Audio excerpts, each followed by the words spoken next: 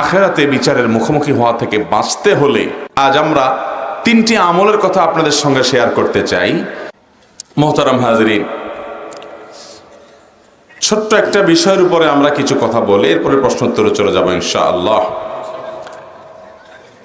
আল্লাহর কাছে একজন ঈমানদারের দুনিয়াতে সবচেয়ে বড় চাওয়া হলো সুখে শান্তিতে দুনিয়ার জীবনটা পার করতে পারা, আর আখিরাতে আল্লাহর কাছে সবচেয়ে বড় চাওয়া হলো আল্লাহ তাআলা যেন আমাদের গুনাহগুলো মাফ করে আমাদেরকে পরিচ্ছন্ন করে দেন, মুক্ত করে দেন, আমরা যেন আখিরাতে নাজাত পেয়ে যাই, আল্লাহ যেন আমাদের মাফ করে জান্নাত দিয়ে দেন। এটা হলো আখিরাতে একজন ঈমানদারের সবচেয়ে বড় চাওয়া। দুনিয়াতে ঈমানদারের সবচেয়ে বড় মুসিবতের বিষয় যেটা তার আখিরাতকে ধ্বংস করতে পারে তা হলো তার পাপাচার, অপরাধগুলো, গুনাহগুলো। আমরা যে আল্লাহর নাফরমানি করি, আমরা যে আল্লাহর অবাধ্য হই, আল্লাহর নির্দেশগুলোকে লঙ্ঘন করি, আল্লাহর নিষেধাজ্ঞাগুলোকে অমান্য করি, এটার কারণে আমাদের আমল নামায় যে গুনাহ জমা হচ্ছে, আখিরাতে আমাদের সেই গুনাহগুলো হবে আমাদের সবচেয়ে বড় বিপদের কারণ।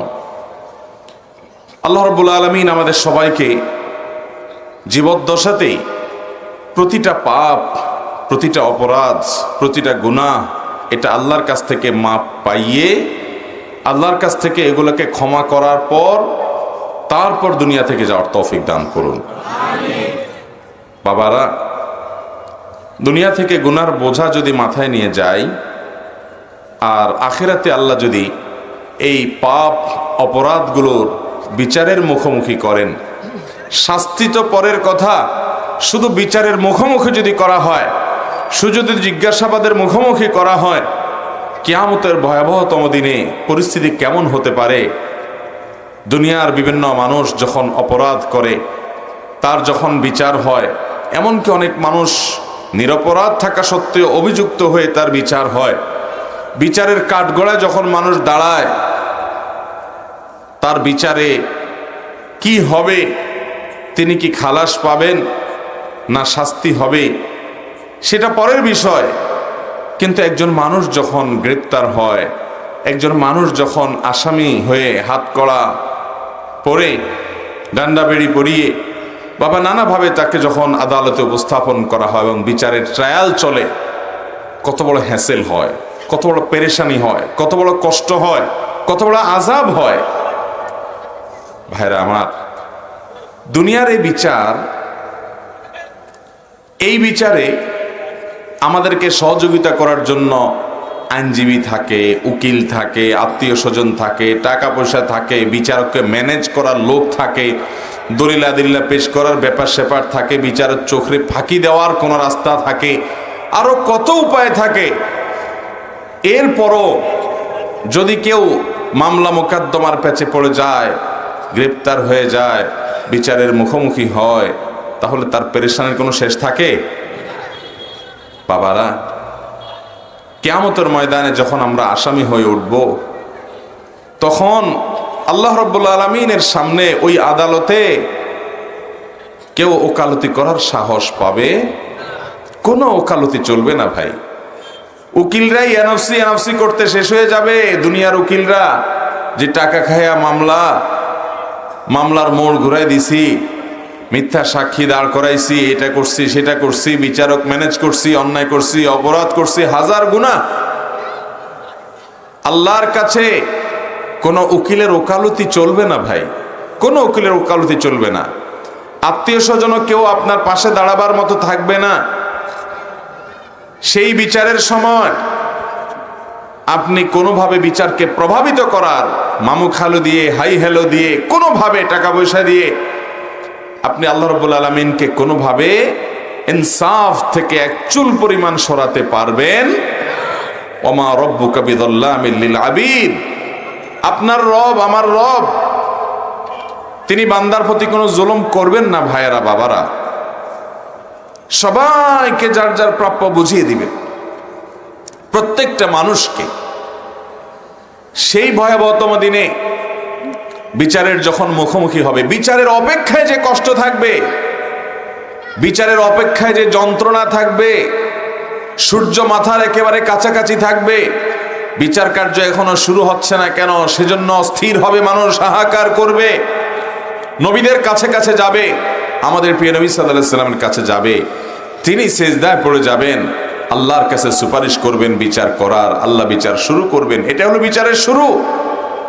এরপরে বিচারের শেষ কি, তার বিবরণ গোটা কোরআন জুড়ে আছে, গোটা হাদিস জুড়ে আছে। আখিরাতের কাঠগড়ার আসামি যদি আমরা কেউ হয়ে যাই, তাহলে আর রক্ষা নেই ভাইরা।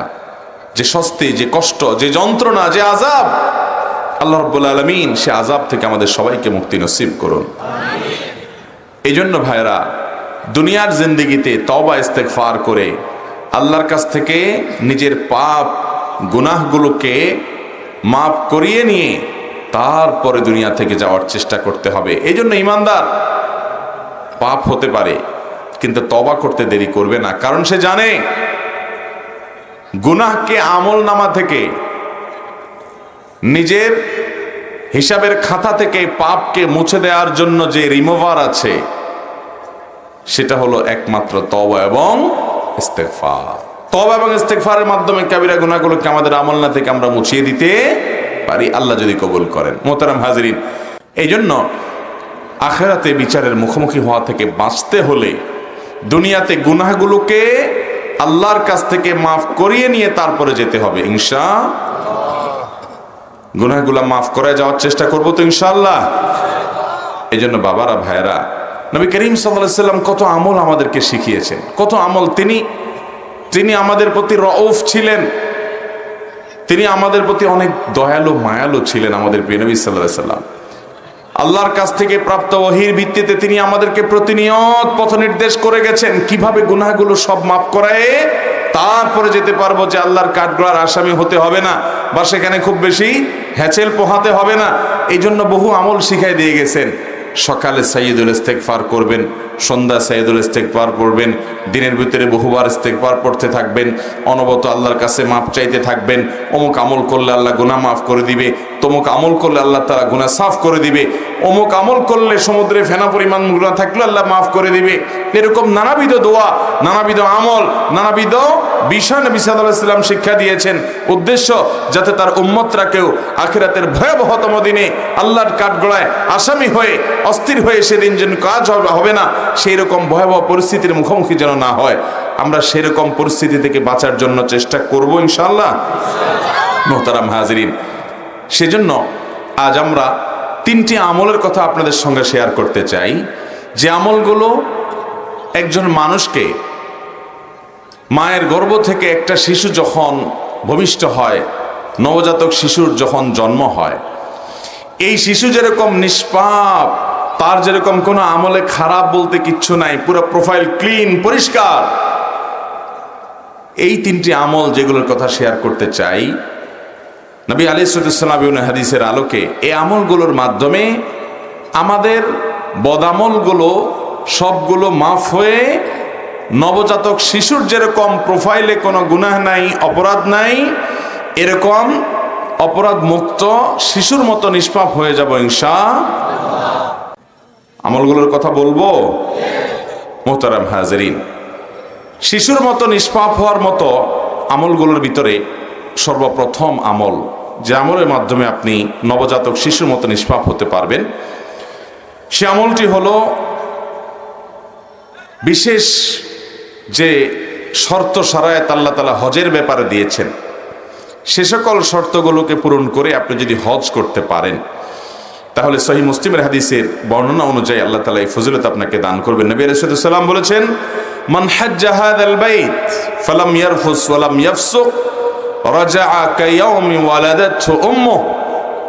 যদি কেউ বাইতুল্লাহর হজ করে এবং বাইতুল্লাহর হজ করে হজ করতে গিয়ে কোনো প্রকার নারী গঠিত গুনাহ করে না, স্ত্রী সহবাস করে না, যৌনতা সংশ্লিষ্ট কোনো অপরাধে জড়ায় না, নিজেকে হেফাজত করে কন্ট্রোল করে এবং অন্য কোনো পাপ অপরাধ করে না হজের পুরো সময় জুড়ে, পুরো সফর জুড়ে, পুরো মৌসুম জুড়ে, হজের এই সময়ে হজ করতে গেছে, যৌনতা সংশ্লিষ্ট অপরাধ করে নাই, স্ত্রী সহবাস করে নাই, সেক্সুয়াল যে গুনাহ আছে সেগুলো থেকে বেঁচে থেকেছে, নিজেকে নিয়ন্ত্রণ করেছে, এবং যে কোনো অপরাধ এবং পাপাচার যেটা হজ করা অবস্থা বিশেষভাবে নিষিদ্ধ, অন্য সময় তো নিষিদ্ধ আছেই, হজের সময় বিশেষভাবে নিষিদ্ধ, এরকম কোনো গুনাহ থেকে সে নিজেকে বাঁচিয়ে রাখতে পেরেছে। এইভাবে যদি কেউ হজ করতে পারে, তাহলে সেই হাজী সাহেব হজ করে যখন ফিরে আসবে, তখন সে দুনিয়াতে, তার দেশে, তার মাটিতে যখন সে ফিরে আসবে মক্কা থেকে,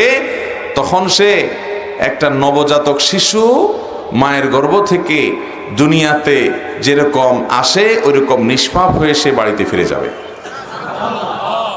আল্লাহ রাব্বুল আলামিন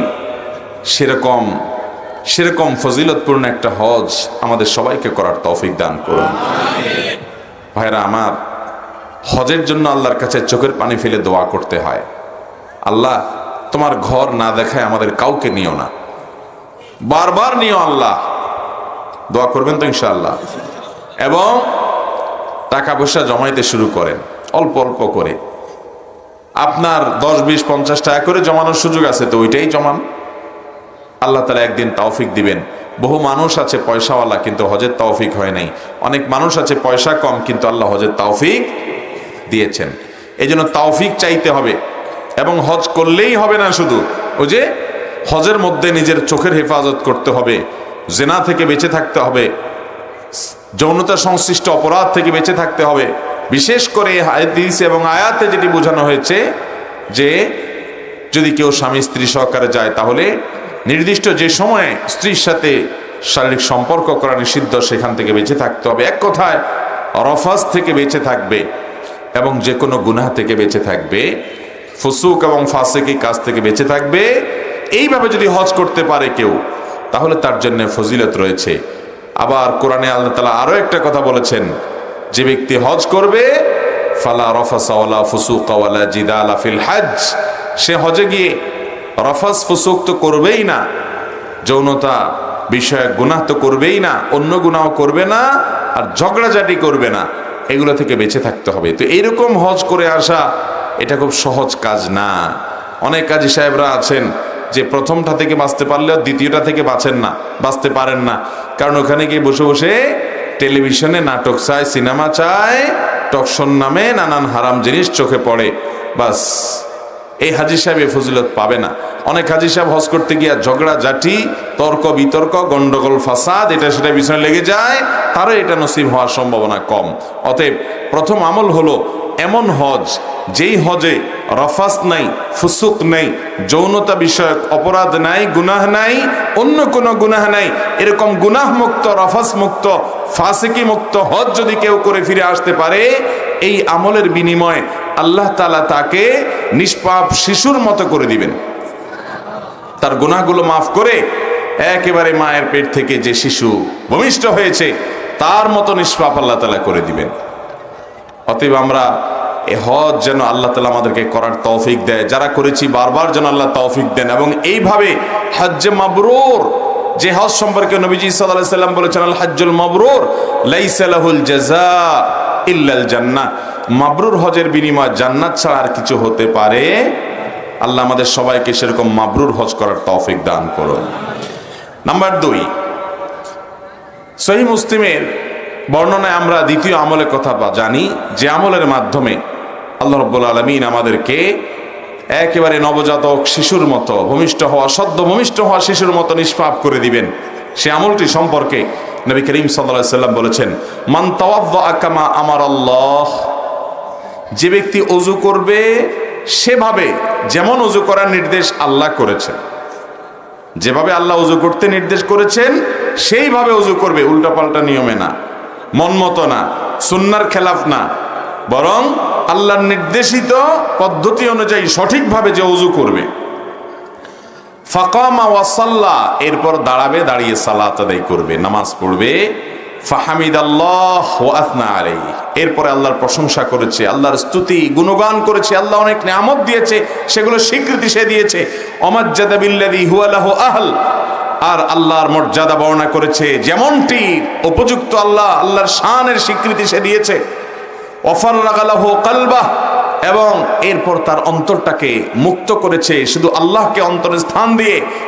দুনিয়ার মোহ, লোভ, লালসা, পাপের প্রতি আকর্ষণ, এগুলো থেকে অন্তরকে পরিচ্ছন্ন করে আল্লাহ রাব্বুল আলামিনকে অন্তরে স্থান দিয়েছে, অর্থাৎ আল্লাহর স্মরণকে অন্তরে স্থান দিয়েছে, আল্লাহর আনুগত্যকে অন্তরে বসিয়ে নিয়েছে।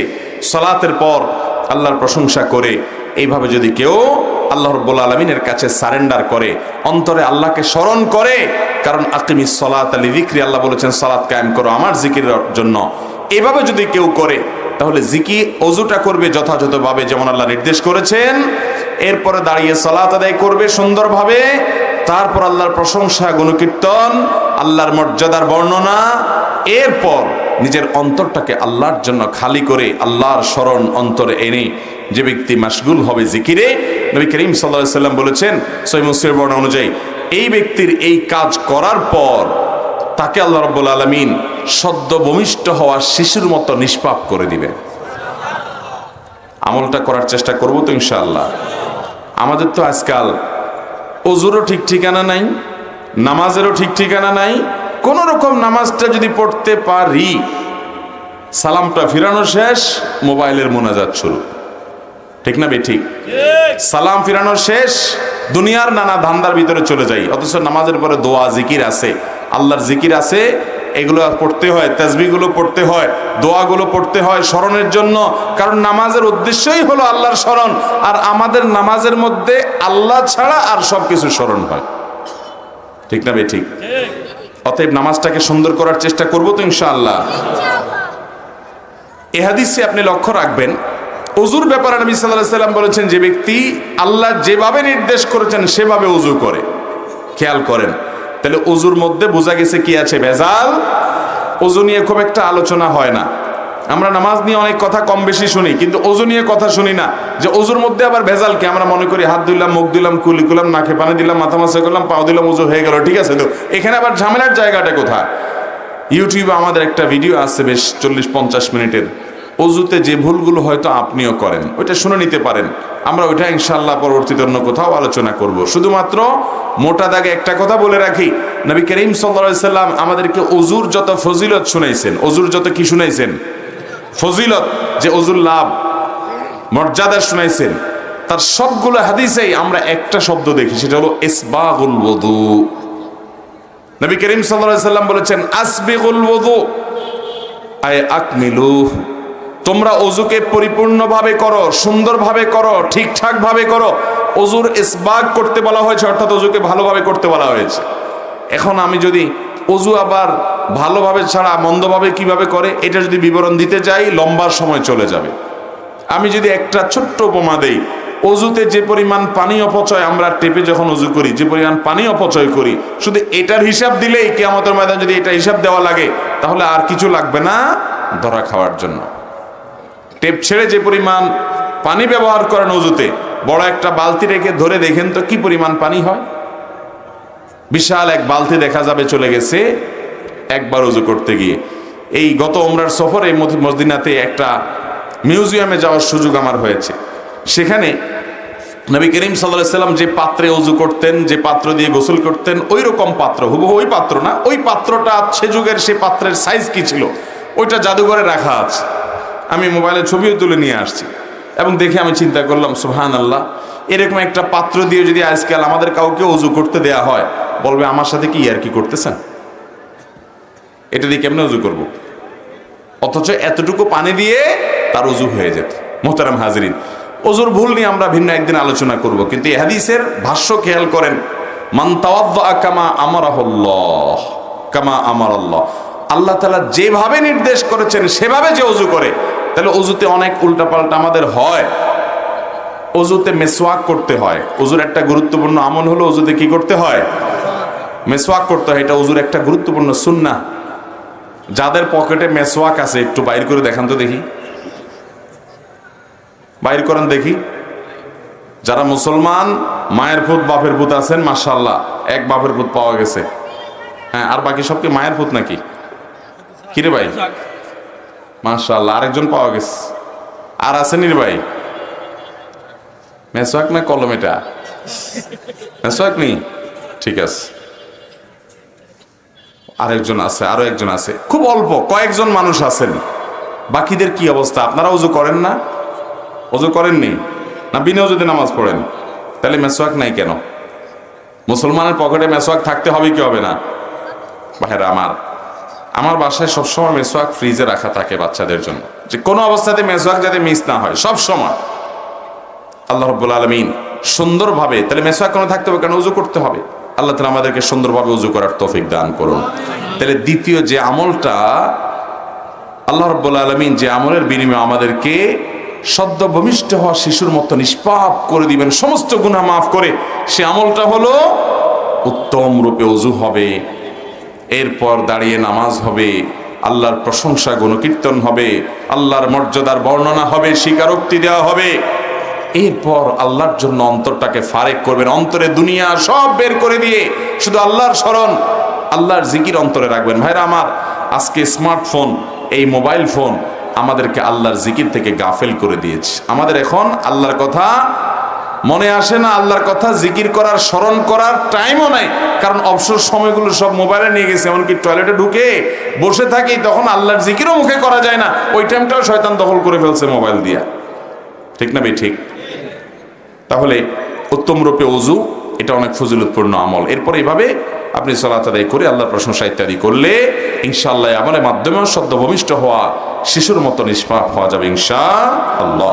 নাম্বার 3, মুসনাদে আহমদে বর্ণিত হয়েছে, নবী করিম সাল্লাল্লাহু আলাইহি সাল্লাম বলেছেন, আল্লাহ রাব্বুল আলামিন হাদিসে কুদসিতে বলেন, ইযা বতালাইতু আবদাম মিন ইবাদি মুমিনান, আমি যখন আমার কোন ঈমানদার বান্দাকে পরীক্ষায় ফেলাই, বিপদে ফেলাই, আল্লাহ বলছেন আমি যখন আমার কোন ঈমানদার বান্দাকে বিপদে ফেলি, সেই বিপদে পড়ার পর হাহুতাশ, অস্থির, গালমন্দ, ভাঙচুর এসব না করে বিপদে পড়েছে, সে এরপরে কি করে? ফাহামিদানি, সে আমার প্রশংসা করে, ওয়াসবারা আলা মা আবতালাইত, এবং তাকে যে পরীক্ষার মধ্যে ফেলেছি, তাকে যে কষ্ট দিয়েছি, তাকে যে পরীক্ষা নিচ্ছি আমি কষ্ট দিয়ে, এই জন্য সে সবর করে হাউতাস তো করেই না, বরং উল্টা আল্লাহর প্রশংসা করে, যে আল্লাহ সুখে রাখলে যেরকম আপনি, আমি খুশি, আপনার শুকর আদায় করলাম, আপনি আমাকে দুঃখে ফেলেছেন, এখনো আমি আপনার শুকর আদায় করি, আলহামদুলিল্লাহ বললাম। এইরকম যদি কোনো ইমানদার, স্ট্রং মজবুত ইমানওয়ালা, হিম্মতওয়ালা ইমানদার যদি করতে পারে, বলতে পারে, ফাইন্নাহু ইয়াকুমু মিন মাদজাহি যালিক, এইরকম অবস্থান যদি কেউ নিতে পারে, যে বিপদে সে ভেঙে পড়ে না, বরং আল্লাহর উপরে সন্তুষ্ট থাকে, যে আমার আল্লাহ যে হালে রেখেছেন আমি সে হালের উপরে খুশি, আলহামদুলিল্লাহ বলে মেনে নেয়, এই কাজটা করতে পারলে এই লোকটা যখন উঠে, তখন আল্লাহ রাব্বুল আলামিন তার এই সবরের বিনিময়ে তাকে সদ্য ভূমিষ্ঠ হওয়া শিশুর মতো নিষ্পাপ করে দেন। বিপদ আপদ আমাদের জীবনে আসে নাকি আসে না? সবার জীবনে কম বেশি, কিন্তু কয়জন আছেন বলেন তো, একটা বিপদ আসার পরে হাসি মুখে আল্লাহ শুকর আদায় করছেন? কাজটা কিন্তু খুব সহজ কাজ না, কাজটা অনেক। এই ওয়াজ আপনাকে করতে দিলে আপনি হয়তো আমার চেয়ে তারা ভালোও পারেন বা কিছু বলতে পারবেন, কিন্তু যখন বিপদে আমরা পড়ে যাব তখন আমল করতে পারলাম কিনা সেটাই হলো বড় প্রশ্নের বিষয়। আল্লাহ আমাদের সবাইকে সেরকম সবরকারী হওয়ার তৌফিক দান করুন। নামাজি মুসলমান পাবেন, রোজাদার মুসলমান পাবেন, দাড়িয়ালা মুসলমান পাবেন, কিন্তু সবরকারী মুসলমান খুব বেশি পাবেন না। হুলস্থুল, বিশেষ করে বিপদ আপদে ভেঙে পড়ে অনেক প্রতি নিরাশ হয়ে আল্লাহর প্রতি এমন কথা বলে যে কুফরি কালাম হয়ে যায়, ঈমান থেকে খারিজ হয়ে যায়। মনে রাখবেন, আপনার যে কোনো বিপদ, যে কোনো আপনার জীবনের কষ্ট, এই সবগুলো আল্লাহ তাআলা দেখছেন কি দেখছেন না? আল্লাহর নিয়ন্ত্রণে বাইরে কি কিছু আছে? আল্লাহর নিয়ন্ত্রণের বাইরে কিছু আছে? কিচ্ছু নেই। অতএব আল্লাহ রাব্বুল আলামিনের কাছে নিজেকে সারেন্ডার করতে হবে, সঁপে দিতে হবে, সমর্পণ করতে হবে, তার সামনে নিজেকে উপস্থাপন করতে হবে। বিপদে আবার হাসবেন কিভাবে? আচ্ছা, বিপদে আবার আল্লাহর প্রশংসা করবেন কিভাবে? ধরুন আল্লাহ তাআলা আপনাকে একটা বিপদে ফেলেছেন কি? আপনি কোথাও যাচ্ছেন, রোড অ্যাক্সিডেন্টে আপনার একটা ছেলে দুনিয়া থেকেই চলে গেল। আপনারা কয়েকজন ছিলেন পরিবারের সদস্য, অন্য সবাই বেঁচে আছে, একজন দুনিয়া থেকে চলে গেছেন, বাকি যারা এক দুজন আছেন তাদের কেউ হাত ভাঙছে, কারোর পা ভাঙছে, কেউ হয়তো পুরো ভালো আছে, কিছু হয় নাই। এখন কথা হলো যে বিপদ হলে আবার আল্লাহর প্রশংসা কিভাবে করব? আমার ছেলে মারা গেছে, আমি বলবো আল্লাহ আপনার শুকর, এটা কেমনে সম্ভব? এটার উত্তর হলো, আপনি দেখবেন আল্লাহ রাব্বুল আলামিন আপনাকে যে বিপদে ফেলেছেন, এই বিপদটা এর চাইতে আরো অনেক বড় হতে পারত। আপনার সবগুলো ছেলে শেষ হয়ে যেতে পারত, আপনার আরেকটা ছেলে মারা যেতে পারত, আপনি নিজে মারা যেত, আপনার পরিবার বিপদে পড়তে পারতো, হতে পারতো কি পারতো না? তো আল্লাহ রাব্বুল আলামিন আপনার জন্য যেটুকু নেয়ামত রেখেছেন ওইটুকুর দিকে তাকে ইমানদার যখন আলহামদুলিল্লাহ বলবে, ওই বিপদে সবরের বিনিময়ে আল্লাহ তাআলা তাকে নবজাতক সদ্য ভূমিষ্ঠ হওয়া শিশুর মতো নিষ্পাপ করে দিবেন, জান্নাত দান করবেন ইনশাআল্লাহ। বিপদে সবর করা সহজ কাজ নয়, এ বিষয়ে ওয়াজ করা সহজ। আল্লাহ আমাকে সবরকারী হওয়ার তৌফিক দান করুন, আপনাদেরকেও দান করুন, আমিন। মুহতারাম হাজরিন, আস-সবরু জাযাউহু আল জান্নাহ, সবরের বিনিময়টাই হলো জান্নাত। আল্লাহ কোরআনে বলেছেন, ইন্নামা ইউওয়াফাস সাবিরুন আজরাহুম বিগাইরি হিসাব। যারা ধৈর্যশীল হবে, নিজেকে নিয়ন্ত্রণ করতে পারবে, এদের বিনিময়ে আল্লাহ তাআলা কোনো যোগ বিয়োগ করে দিবেন না। আল্লাহর কাছ থেকে যোগ বিয়োগ করে পাইয়ে জান্নাত পাওয়া বড় কঠিন। বিনা হিসাবে যদি জান্নাতে চান, বিনা হিসাবে যদি আল্লাহর কাছ থেকে সওয়াব পেতে চান, তাহলে আপনার জীবনের প্রতিটি পদক্ষেপে যত কঠিন সময় আসুক, পাহাড়ের মতো অটল হয়ে থেকে আপনাকে সবর করতে হবে, ধৈর্য ধারণ করতে হবে, নিজেকে নিয়ন্ত্রণ করতে হবে। মাথা গরম করে অঘটন ঘটানো যাবে না, গালিগালাজ করা যাবে না, নিজেকে শেষ করা যাবে না, কুফরি কালাম করা যাবে না, আল্লাহর প্রতি অনাস্থা প্রকাশ করা যাবে না, নিরাশ হওয়া যাবে না। সবর এখতিয়ার করতে হবে। আস-সবরু জামিল, সবর অনেক সুন্দর জিনিস। আল্লাহ আমাদের সবাইকে সে সবরের দৌলত দান করুন, আমিন। বিপদে সবর করব তো ইনশাআল্লাহ। ভাইরা আমার একটা বিপদ হয়েছে। এই বিপদটা আমার জীবনের নেয়ামত হতে পারে কি পারে না, পারে কি পারে না? এরকম বহু ঘটনা আমাদের সামনে আসে না নাই? অনেক বিপদ আছে, আমরা দেখি বিপদ, অথচ এটা উপর দিয়ে দেখতে বিপদ হলে কি হবে, এর পিছনে নেয়ামত আছে। আমরা যদি সবর করে বলতে পারি, আল্লাহ আমি নিজের জন্য চাইছিলাম এই চাকরিটা হোক, কিন্তু আপনি দিলেন না, আমি বুঝলাম আমার ফয়সালা আপনার পক্ষ থেকে, আমি নিজের জন্য এটা ভালো মনে করছি, আপনি আমার জন্য ভালো মনে করেন নাই।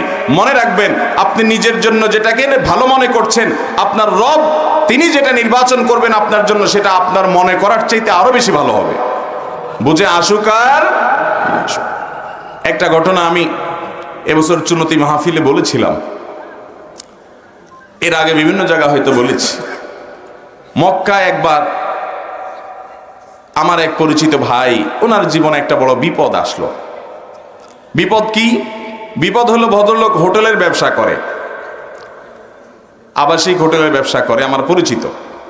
আমি সৌদি আরবে থাকাকালীন সময় মক্কা আসলে ওনার হোটেলে অনেক সময় থাকতাম।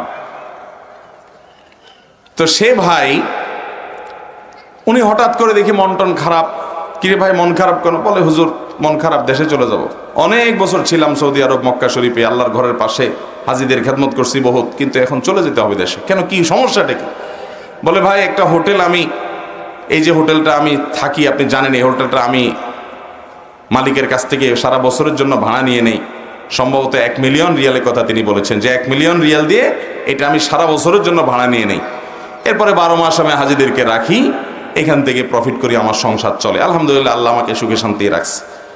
এখন হঠাৎ করে আমারই আরেক বাংলাদেশি ভাই, সে হিংসা করে হোক আর যাই হোক, আমার যে মালিক এই হোটেলের কফিল, তার কাছে যায় ফুসলায় ফাসলায় বলতেছে, এই বিল্ডিং তুমি তারে 1 মিলিয়ন দিছো, আমি 12 লাখ দেব। সে 10 লাখ দেয়, আমি 12 লাখ রিয়াল দেব, আমার দিয়ে দাও। তো সৌদি বেচারা 2 লাখ রিয়াল বেশি পাইছে, বলে ঠিক আছে সামনের বছর তোমার আর বিল্ডিং দেবো না, আমি আরেকজনটা দিয়ে দিয়েছি অলরেডি 12 লাখে, এই বছর শেষ করি, তোমার শেষ। বেচারা বলে একই হোটেল, অনেক দিন পর্যন্ত এই হোটেলে ছিলাম, এখন এটা আমার হাতছাড়া হয়ে গেল। যেই লোক 12 লাখ দিয়ে নিয়েছে, সে ব্যবসা করা কঠিন হবে, কারণ ব্যবসায় না আগের মতো নাই। 10 লাখ উঠাইতে আমার কষ্ট হয়, সে কেমনি 12 লাখ করবে, তাও হিংসা করে করছে। এই যে আমার পেটে লাথিটা মারলো, হোটেলটা হাতছাড়া হয়ে গেল, এত বছর একটা হোটেলে ছিলাম, এখন হোটেলটা ছেড়ে দিতে হলো। এই জন্য হুজুর মনের দুঃখে চলে যাবো, আর দেশে থাকবো না। উনি দেশে চলে আসছে, শেষ পর্যন্ত একসাথে চলে আসছে। ঠিক আছে, সে আর হোটেলে ব্যবসা মক্কা করবে না। মনের দুঃখে এত বড় একটা আঘাত, এত বছরের উপার্জনের জিনিসটা তার মুখ থেকে ছিনায় নিয়ে গেছে। আমারও খুব খারাপ লাগলো, দোয়া করলাম আল্লাহ আপনাকে সবরের তৌফিক দান করুক। দেখেন সবরে কি হয়। এই ভদ্রলোক দেশে চলে আসছে, আসার কিছুদিন পরেই শুরু হয়ে গেল করোনা। কি শুরু হয়েছে? এবার হোটেলের কি হয়েছে? আর সৌদি আরবে বাসা ভাড়া, হোটেল ভাড়া এগুলো অগ্রিম দিতে হয়। আগে টাকা অগ্রিম সব দিয়ে দিবেন, এরপরে আপনি ভাড়া পাবেন। তো টাকা তো সব সৌদি মালিককে দিয়ে দিছে 12 লক্ষ রিয়াল। টাকা দেওয়ার কিছুদিন পরেই শুরু হয়ে গেছে কি, এবং করোনা লাস্টিং করছে কত বছর? 2-2.5 বছর। এই 2-2.5 বছর মক্কা বন্ধ, উমরা বন্ধ, হজ হায় হায়। তাহলে বেচারার হোটেলও 2 পয়সাও ইনকাম। এবার আমি ওই ভাইকে বললাম, ওনার নাম টিপু ভাই, বললাম টিপু ভাই, আল্লাহ যে আপনার এত বড় এহসান আপনার উপরে করলো, আর ও আপনারে খুঁটি দিতে চাইছে, খুঁটা দিতে চাইছে, গর্ত করছে, গর্তে অরে ফেলাইছে। আপনি যদি 12 লাখ টাকা দিয়ে ভাড়া, 12 লাখ রিয়াল দিয়ে যদি ভাড়া নিতেন হোটেলটা, তো 12 লাখ রিয়াল তো পুরোটাই চলে গেছে। আল্লাহ তাআলা আপনি গর্তে পড়তে নিছেন, 2 মাস পরে 1 মাস পরে করোনা আসবে, আল্লাহ ধাক্কা দিয়ে আপনারা বাংলাদেশ পাঠায় 1 মিলিয়ন রিয়াল বাঁচাই দিছে। ভদ্রলোক চোখের পানি ফেলে দিলেন। ওই যে ভাই ব্যক্তিগতভাবে আপনি চিনেন টিপু ভাই রে? ও ভাই চিনে বলে, মাশাআল্লাহ, সাক্ষীও আছে। আমার জুমা মসজিদে একবার এই ঘটনা বলার পর অদ্ভুত ব্যাপার, ওনার সাথে, উনি আমার মসজিদে কোনোদিন আসে নাই। ওই দিন জুমার সময় আমি ঘটনা বলছি, ঘটনার পরে আয়সা দেখে আমার সামনে খাড়া নামাজের পরে, বলে আমি উপরে দোতলা বসে শুনছি আপনি আমার গল্প বলছেন। ভাইরা আমার, এরকম এক ভাইয়ের কথা বলেছি, এরকম শত শত হাজার হাজার মানুষ আমরা আমাদের মধ্যেও আছি, আমরা নিজেরা ফিল করি না। আল্লাহ যদি কোনো বিপদ দেয়, আমি দেখতেছি আমার ক্ষতি, এই ক্ষতির পেছনে আমার কোনো কল্যাণ থাকতে পারে কি পারে না? দুনিয়াতে যদি কোনো কল্যাণ নাও থাকে, আর বিনিময় যদি আল্লাহ কিয়ামত দিন ডেকে বলে, বান্দা তোরে এতগুলা বিপদ দিছিলাম, তুই অধৈর্য হস নাই, সবর করছস, বিনিময় আজ যা তোরে জান্নাতটা দিয়ে দিলাম। লস প্রজেক্ট না লাভের প্রজেক্ট? ইমানদারের লস হবে? অতএব সবর করবো তো ইনশাআল্লাহ। গালিগালাজ করবেন, রাগ হলে, বিপদ হলে গালিগালাজ করবেন, আসার ফিসার করবেন, আল্লাহর প্রতি অধৈর্য হবেন, সবর করবেন তো ইনশাআল্লাহ। বিপদ হয়েছে বোর গোষ্ঠী উদ্ধার করবেন, গায়ে হাত তুলবেন, সবর করবেন তো ইনশাআল্লাহ। সবর করলে ভাই আল্লাহ রাব্বুল আলামিন অফুরন্ত সওয়াব দিবেন বিনা হিসাবে। আল্লাহর কাছ থেকে সওয়াব আর জান্নাত পেতে চাইলে সবরের কোনো বিকল্প, সবরে মেওয়া ফলে মুখে বললে হবে না, আমলও করতে হবে। অনেকে সবর করে, কিরকম সবর জানেন? ধরেন মসজিদ থেকে জুতাটা চোরে নিয়ে গেছে, এরপরে সে অস্থির হয়ে চোরের 14 গোষ্ঠী ধরে মা বাপ তুলে গালিগালাজ দিয়ে মসজিদ কমিটির গোষ্ঠী উদ্ধার করে, এরা সিসি ক্যামেরা রাখে না কেন, জুতা চোর এখানে কেন আসে, আমার এটা হইলো কেন, অস্থির সস্থির হইয়া দেখছে যে লাভের লাভ তো কিছু না, জুতা তো নিয়ে বেচারা পারে পার। এবার শেষমেশ সব গালিগালাজ এর ভান্ডার শেষ, আর গালি মুখ দিয়ে আসে না, যা ছিল মুখস্থ সব দেওয়া শেষ হয়ে গেছে। এবার বলে যে কি আর করা, আল্লাহ ভরসা, সবর করি। এটা কি সবর হবে? ইন্নামাস সবরু ইনদা সাদমাতিল উলা। নবীজি সাল্লাল্লাহু আলাইহি সাল্লাম বলেছেন, সবর হবে প্রথম ধাক্কার সময় নিজেকে নিয়ন্ত্রণ করতে পারলে, ঢোক গিলে ফেলতে পারছেন, নিয়ন্ত্রণ করতে পারছেন, মুখ দিয়ে খারাপ কিছু বাইর হয় না, এর নাম সবর। চেষ্টা করবেন তো ইনশাআল্লাহ, সবর করার চেষ্টা করবেন তো ইনশাআল্লাহ। আল্লাহ আমাদের সবাইকে তৌফিক দান করুন।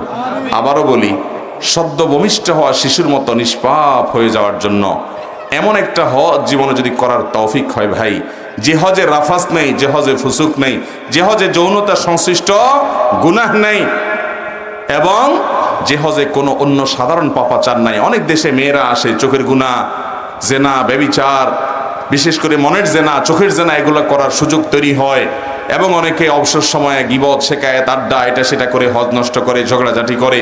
এগুলো থেকে যদি মুক্ত রেখে হজ করতে পারেন, সেই হজ, এটা হলো প্রথম আমল, যেটা আপনাকে সদ্য ভূমিষ্ঠ হওয়া শিশুর মতো আল্লাহর কাছ থেকে মাপ পাইয়ে দিতে সহজ হবে, সহযোগিতা কর্মীর মাধ্যমে আপনি পাবেন। দ্বিতীয়ত হলো ওই যে উত্তম রূপে ওযু করে, দাঁড়িয়ে নামাজ পড়ে, আল্লাহর প্রশংসা করে, গুণকীর্তন করে, মর্যাদার বর্ণনা করে আল্লাহর জন্য অন্তরটাকে ফারেক করলেন, খালি করলেন, আল্লাহর জিকির এবং স্মরণ করলেন, আল্লাহর সাথে মুনাজাত, আল্লাহর সাথে মনে মনে কথোপকথন করলেন, আল্লাহর দিকে রুজু হলেন, মনোনিবেশ করলেন। এর মাধ্যমে আল্লাহ তাআলা সদ্য ভূমিষ্ঠ হওয়া শিশুর মতো নিষ্পাপ করবেন। আর তৃতীয়ত হলো, আল্লাহ কোনো বিপদ দিয়েছেন, বিপদে আপনি অস্থির না হয়ে বরং উল্টা বলতেছেন, আল্লাহ আপনি সুখ দিয়েছেন, তখন আপনার প্রশংসা করেছি, আপনি আমাকে দেন নাই, আমি তাও আপনার শুকর আদায় করি, আলহামদুলিল্লাহ, আমি তখনও বলছি। দুঃখে আলহামদুলিল্লাহ বলার সোজা কথা না ভাই, চুপচাপ থাকা এটা মোটামুটি যায়, কিন্তু চুপচাপ শুধু না, আল্লাহ দিছে দুঃখ, আমি বলতেছি আল্লাহ আলহামদুলিল্লাহ, শুকর, আমি খুশি, আল্লাহ আমার কোনো দুঃখ নাই, আপনি আমার জন্য যা নির্বাচন করেছেন, আমার নিজের নির্বাচনের চাইতে আপনার নির্বাচন নিশ্চয়ই অনেক বেশি আমার জন্য ফলপ্রসূ উপকারী হবে।